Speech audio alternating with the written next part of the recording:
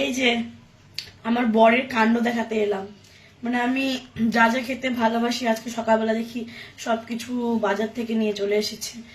আমার বরের কাণ্ড হচ্ছে এইসব, যে এইভাবে বিস্কিট আনে আর কৌটার মধ্যে সাজিয়ে রাখে আমার জন্য, আর আমি এখান থেকে খুলি এরকম করে আর একটা বিস্কিট বের করি আর খাই।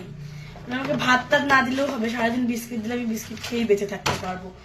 আর এনেছে সেই যে বাটি কেক, মানে মাফিন, আমার দারুণ লাগে। তার মধ্যে এক প্যাকেট নিয়ে এসেছে, তার মধ্যে আমি হচ্ছে গিয়ে একটা বের করে নিয়েছি খাওয়ার জন্য। মানে এইসব দেখলে নিজেকে আটকানো যায় না, তো জাস্ট চুমু লাগে খেতে, চুমু। আর কিছু বলে বোঝাতে পারবো না, মন আমার আর মানছে না। মানে জীবনে আর কি লাগে, এই মাফিন আর এই বিস্কিট থাকলে আমার জীবনে কিছু লাগে না। থ্যাংক ইউ বর, আমার এত সুন্দর খেয়াল রাখার জন্য থ্যাংক ইউ। আমি নিজেকে আটকাতে পারছি না। সবাই বলে না যে বরের ভালোবাসা, বর ভালোবাসা বোঝে না, বর এই করে না। বর সব খেয়াল রাখে, তার স্ত্রীর ভালো লাগা খারাপ লাগা।